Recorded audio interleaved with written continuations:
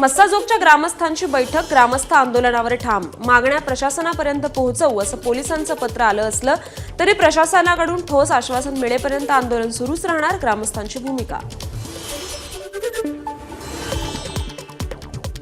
आज सह्याद्री अतिथीगृहावर नाशिक कुंभमेळ्यासंदर्भात बैठक, मुख्यमंत्री देवेंद्र फडणवीसांच्या अध्यक्षतेखाली मंत्री गिरीश महाजनांकडून बैठकीचं आयोजन। सिंहस्थ कुंभमेळ्यासाठी सार्वजनिक बांधकाम विभागाचा 3,345 कोटींचा आराखडा शासनाला सादर। सिंहस्थ कुंभमेळा 22 महिन्यांवर येऊन ठेपल्यानं प्रशासनाकडून जय्यत तयारी सुरू। महाशिवरात्रीनिमित्त औंढा नागनाथ मंदिरात फुलांची सजावट, शिवभक्त अनिल देशमुखांच्या वतीनं शिवलिंगाला केसर आंब्याची आरास। महाशिवरात्रीनिमित्त त्र्यंबकेश्वर ट्रस्ट प्राजक्ता माळीचा कार्यक्रम घेण्यावर ठाम, माजी विश्वस्त ललिता शिंदेंचा आरोप फेटाळून ट्रस्टचा प्राजक्ता माळीचा भरतनाट्यमचा कार्यक्रम घेण्याचा निर्णय। पंढरपुरातील विठुरायाच्या मंदिराचा लाकडी दरवाजा चांदीने मढवला। नांदेडमधील अर्गुलवार परिवारानं 30 लाख रुपये किमतीची 30 किलो चांदी मंदिराला भेट दिली। कोकणात ठाकरेंच्या शिवसेनेला धक्का, दापोलीतील उपनगराध्यक्ष खालिद रखांगे यांचा एकनाथ शिंदेंच्या शिवसेनेत प्रवेश। त्यापूर्वी 5 नगरसेवकांनी स्वतंत्र गट स्थापन करून शिंदे यांच्या शिवसेनेत प्रवेश केला होता। कोथरूडचे बीड होण्यापासून वाचवा आमचं कोथरूड असं नव्हतं असा मजकूर असलेले बॅनर कोथरूड परिसरात सध्या अनेक चौकांमध्ये झळकतायत।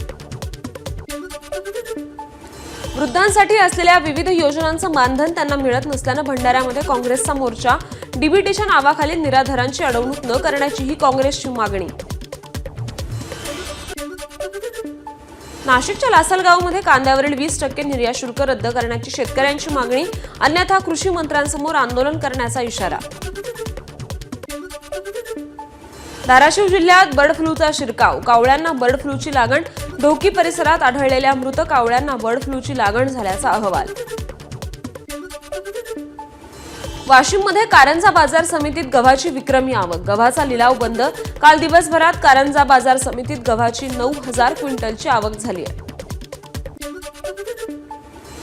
नागपुरात नगरपालिका, नगरपरिषद आणि नगरपंचायतींच्या कर्मचाऱ्यांचं आंदोलन, विविध मागण्यांसाठी कर्मचारी आक्रमक।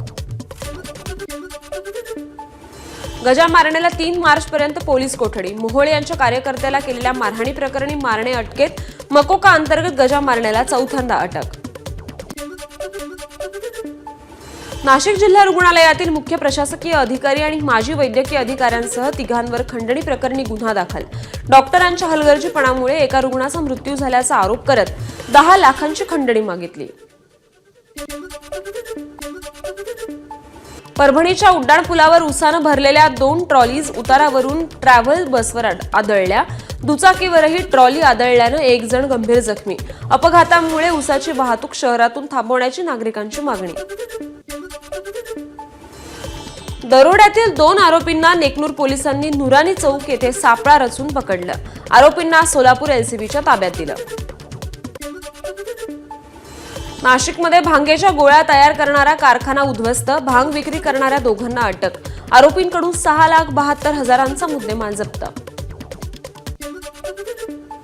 गोंदिया येथील टॉवर वॅगन शेडमध्ये जात असताना रेल्वे इंजिन भिंतीला धडकलं, शेडची भिंत कोसळली। या घटनेत सुदैवानं कुठलीही जीवितहानी नाही।